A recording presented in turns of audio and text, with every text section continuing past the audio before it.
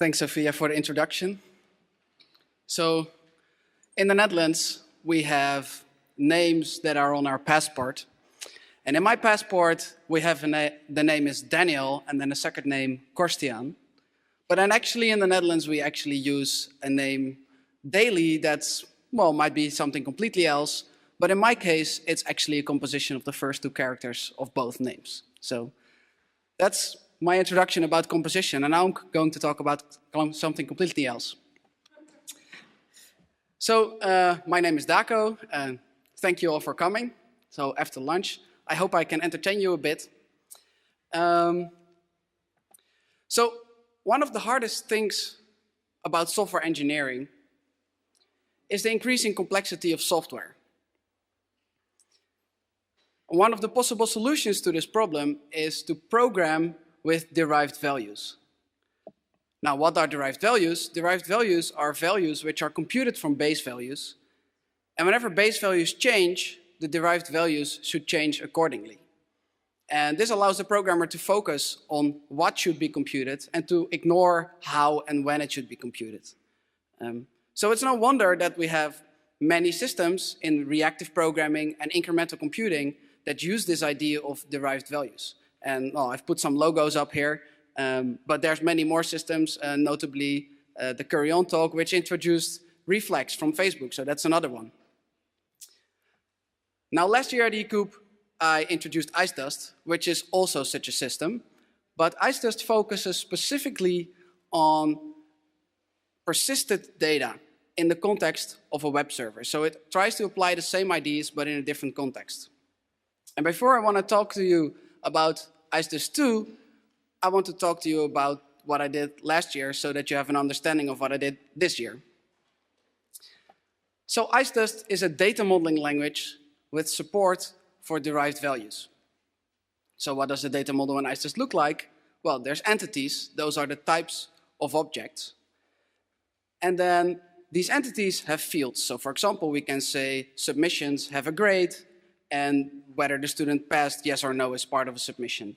And for example, an assignment has an average grade of all the submissions that belong to such an assignment. Now, you can see that these fields are all of primitive types. And that's because if you want to relate two objects in IceDust, you do this via a bidirectional relation. So what does this say? Assignments are related as parents and children. And the parent is the inverse of the children and vice versa. Note the question mark and the star, these are the multiplicities, so how many of these relations you can have. And in the same way, you can specify that submissions belong to an assignment and that assignments are a tree as well. Derived values in IceDust are written down as expressions. So here we say, well, you pass if your grade is higher than the minimum grade. And since grade is an optional float, we need to specify what happens in the case that you don't have a grade yet.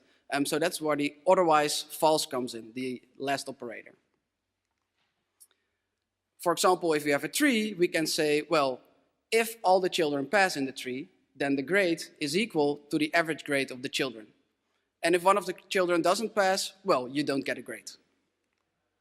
And we can say, well, the average grade of an assignment is the average of all the submission grades. These derived values you can easily implement with getters. So you put the expression that defines the derived value inside the getter, and what do you get? Well, whenever you ask for the derived value, you compute it. And whenever you write to one of the base values in your program, well, the only thing you have to do is save those values. So suppose that we have a fairly big course and that we have about 250 students and a lab that runs for 10 weeks, and then all the weeks 10 assignments. That means that now the average grade depends on 25,000 values. So if we implement this with getters and we would benchmark this on a web server, well, then let's see, we have requests per second on the y-axis, and on the x-axis we have the ratios of reads and writes. So the left is completely only reads and the right is only writes. So if you implement this example with getters, this is kind of like the performance curve that you would get. Whenever you do writes, it's super fast because if you save a value, you're done directly. But the read is pretty slow because we have to load these 25,000 objects from the database on our web server, and loading objects from the database takes a long time. So computing this for one average, it takes about 1 second. So 1 second, that means that you don't have so much throughput on your web server. Now in IceDust, we can also do this with caching and incremental cache updates. So what's the situation there? Whenever you do a read of a derived value, it's just a cache lookup. So this is a constant time operation. But now whenever you do a write to a base value, that means that you have to go and update all the caches that depend on this base value. And if we benchmark this, we get kind of the opposite performance curve, where the reads are super fast, but now once we do writes, these become slower because we have to go and update everything that depends on it. Now IceDust also supports a third strategy, eventual calculation, and this is very similar to incremental, except for that you asynchronously notify some other thread to update all the values, which means that you'll get very fast writes, very fast reads, but you might read outdated values. And if you benchmark that, then you get very good performance, whatever workload you have, but you might have outdated values. So this is what I presented last year at ECOOP. So this year, we extend this work and we make the language features more composable so that you can combine them in every possible way. So the first thing that we made more composable is we can use these different strategies on top of each other. And the second thing is that we allow to derive bidirectional relations. So let's start with the first thing, composition of calculation strategies. Now, if we look at this benchmark, and let's say we want our grading system to be consistent and not eventually consistent, because we want to know for sure what grade our students have, then we're not so happy with the performance in this blue box.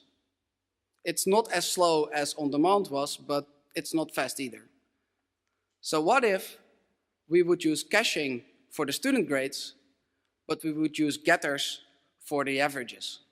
That means that we would kind of spread out the work along the reads and writes. So both of them can be mildly fast.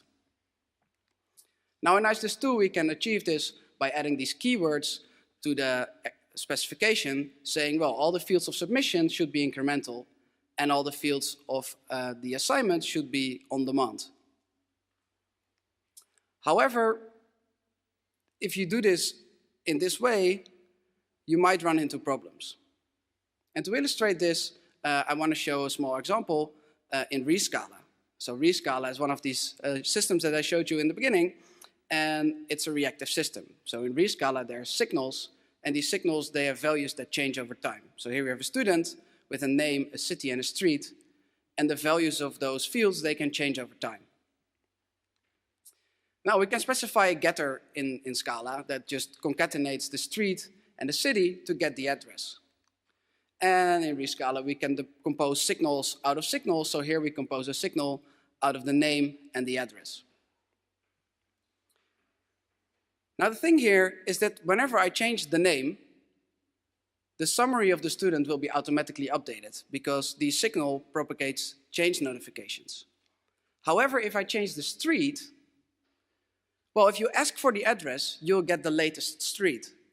But if you read the summary, you'll see an outdated street. And the reason is that the address is just a normal Scala method that doesn't show any change notifications. Now in Rescala, this is by design because it's about reactive programming. But what we're trying to do here is incremental computing, where actually you want to have the correct results always. So in IceDust, I want to disallow this kind of composition. So the strategies we've talked about, they have different properties. So here I say, well, the incremental strategy has a property of notifying of change, and the on-demand strategy does not. So it's fine to put on-demand on top of incremental, but not the other way around, because you would not get any change notifications. So this induces an order on these strategies. Similarly, eventual computing and incremental computing also have an order. So eventual gives you eventual consistency, and incremental gives you immediate consistency. Now, if you would compose eventual on top of incremental, that's fine. But if you do it the other way around, then your incremental values would also be eventually consistent rather than immediate consistent. So that's something I disallow in IceDust. Now, of course, it's fine to put getters on top of eventual, but they would return eventual values as well. And it's also fine to put getters on top of getters. At the bottom, we put the base values, which are the values that are defined by the users. So now we have a lattice, and of course, lattices we can use for type checking. So let's do some type checking. Suppose that we extend our program and that we want to know for each submission whether the submission is above the average grade. So when are we above the average grade? Well, if our own grade is higher than the average grade. Now, grade is a field of submission, and we declared that the field of all the fields of submissions should be incremental. So grade is an incremental field. Assignment is a base value, and average grade is an on-demand value because it's a field of assignment. Now, whenever we do a member access, we take the least upper bound of these strategies. So if we look up in the lattice where base value and on-demand are, we can see that assignment.average grade should be on-demand as well. For binary operators, we do exactly the same. So the least upper bound of incremental and on-demand is on-demand. And false is a constant, so it's a base value. And if we take the least upper bound, we have on-demand again. Now, what does it mean for an expression to be on-demand? Well, it means that this expression can provide the properties of on-demand calculation. Now, we declare that all the fields of submissions should be incremental. And incremental requires stronger properties than on-demand because it requires change notifications. And this expression cannot provide us with change notifications. So in IceDust, this returns in a type error. Of course, we can fix our program by saying, well, this expression should be on-demand. Or we could fix our program by saying that the average grade in assignment should be incremental. Now we can run the type checker on our original program, and it passes the type checker. So now it's safe to use this composition of strategies. So what we're trying to achieve is a better performance in the blue box. And if we compose these strategies, voila, we get better performance. So this is the first contribution. So let's go to the second contribution, derived bidirectional relations. So in our running example, we had a tree of assignments and a tree of submissions. And for every tree of submissions, there's a student that belongs to this tree. Now, the tree of submissions actually is redundant data. So if we do a pattern match on the object graph, which we can do, for example, with data log, we can derive this data. So what do we say here? Submissions are related as parents and children if the two submissions belong to two assignments. The assignments are parents and children, and the two submissions belong to the same student. This is relational approach that you can use in many relational systems. However, what we are trying to achieve is to say, well, we have 0 or 1 parent, because that was what we had in our original program. And the relational approach does not give us multiplicity bounds. So instead of the relational approach, we use expressions to define derived relations. So in that way, we can type check multiplicities, and we can see that we get indeed at most 1 parent. Now, of course, expressions only evaluate to a reference or a collection of references. So if you want bidirectional relations, you need to maintain inverse references, which we'll just call inverses. Now, suppose that at some point we change the assignment tree. That means that the submission trees will also be updated, and that we might get another parent for this object. So if we get another parent, well, then of course we need to update the reference and maintain the inverse. But now we violate bidirectionality because we had the previous inverse, which is still pointing back to the object. So we have to remove that as well. Well, this is the behavior if you have a one-to-many relation. But for example, if you have a many-to-one relation, you might have exactly the opposite, that the object you're trying to associate to is already in a relation. So that means that if you now add an inverse, you'll violate the multiplicity bound. So then we need to implicitly remove the old relation and its inverse. Now in the IceDust language runtime, we have generalized this to work for any multiplicity combination. But note that if you update one object and you let it reference one other object, it might actually influence the fields of 4 objects now. And all of these 4 fields of these 4 objects, they might be used in derived values again. And these derived values might be bidirectional derived relations. So you get an interaction between the updates of bidirectionality and multiplicity and the updates of caches of derived values. So how does this work in IceDust? Well, whenever you call a setter for a field, the thing that you do is first you maintain bidirectionality and multiplicities, which means you call up to 4 setters internally for 4 objects. Whenever you call these internal setters, they trigger updates for derived values, and then there's a scheduler that picks the first one in a topological ordering and re-executes the expression, which results in a cache setter call.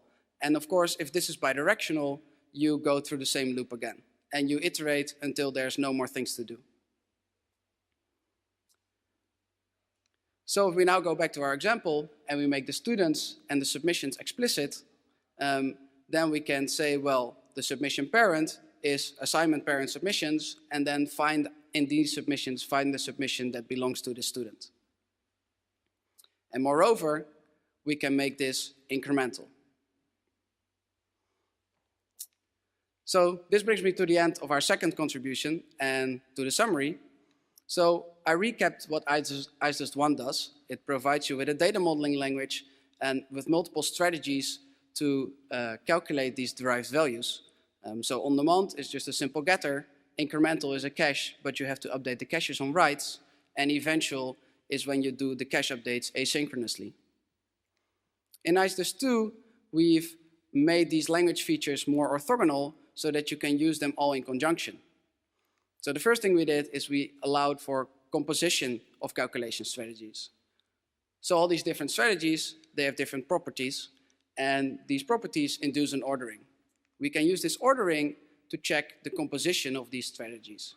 And if we enable the composition in our programs, then we can get better performance than we could get with just a single strategy. Second thing we did is we made the bidirectional relations derivable. In order to get multiplicity bounds, we needed to take expressions instead of a relational approach. And the IceDust runtime takes care of maintaining bidirectionality and multiplicity bounds. And moreover, these bidirectional derived relations can also be computed incrementally. So that's everything I have. Thank you for your attention.